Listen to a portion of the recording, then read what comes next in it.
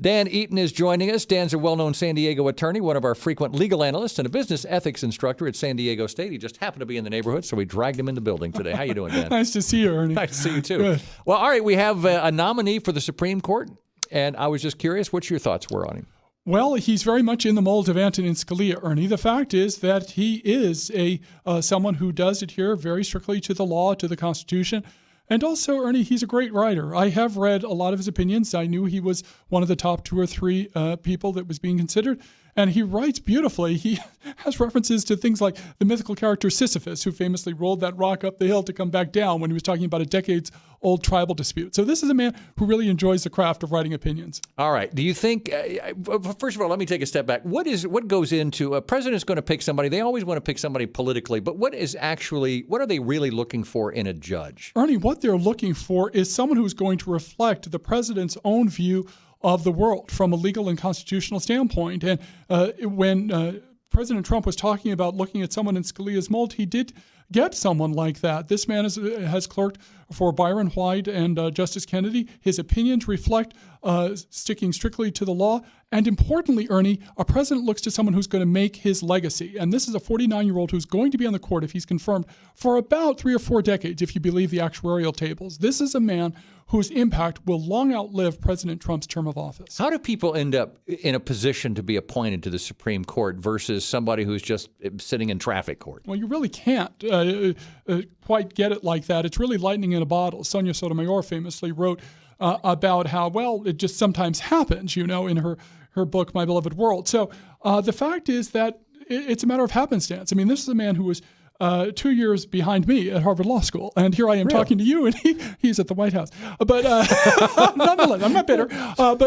So it's lightning in a bottle. He did the right things. He went to Oxford and got a doctorate of philosophy, and then he taught at the University of Colorado and got appointed to the bench in the 10th Circuit, and he's written a lot of very interesting opinions. And brilliant man, very, very good writer, and attracted the attention of the right people at the right time. And those are the tools that you need in order to become an effective justice of the Supreme Court? You really do. I mean, it depends on the kinds of sometimes personality comes into it. A lot of people expected that Justice Scalia, who was known as a hail fellow well met, would be a kind of a person who would bring the court together. As it turns out, of course, some of his opinions were very, very explosive because he wrote with a lot of vigor, and some would say that some of his opinions were inflammatory because he had very, very strong conservative views.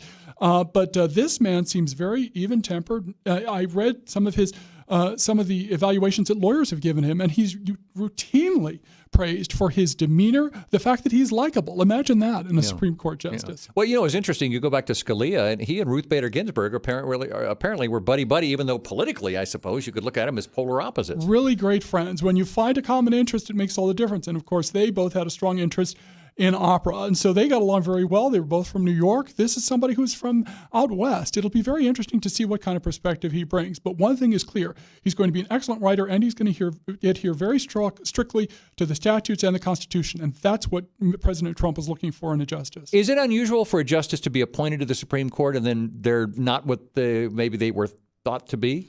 Well, yeah, they talk about the surprises, and so you go back to people like Souter, and you go back to Harry Blackmun, who was appointed with Justice Rehnquist by President Nixon, who later joined the liberal bloc of the court. So sometimes justices adrift, if you will, but mostly presidents get what they pay for, if you will. So when you look at the justices, certainly who are there now, they're pretty much voting the way their president's expected to do, with a possible exception of Kennedy, who occasionally votes with the liberals on the court. He seems to always be known as the swing vote. Well, yes, and he will remain the swing vote, because one thing you need to understand about this, and this may reflect the vigor with which the Democrats fight this, is it will not change the balance on the court that existed when Scalia died in early February of last year. It will restore a 5-4 conservative majority. The thing you want to watch, Ernie, is the next Supreme Court appointment, because if, for example, the three that are talked about leaving next, Breyer, Kennedy, or Ginsburg leaves, that will fundamentally alter the direction of the court and will alter the court for at least 2 or 3 decades.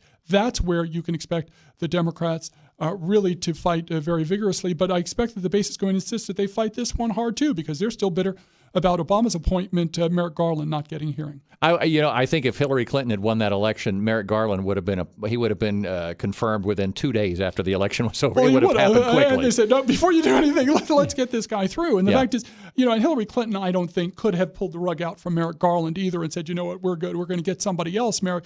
You can't do that to someone. But that's a pure hypothetical because, of course, Hillary Clinton didn't win, and elections have consequences. So Donald Trump got to make this pick. All right, Dan is going to be back with me after 7 o'clock as we begin the talk show. So please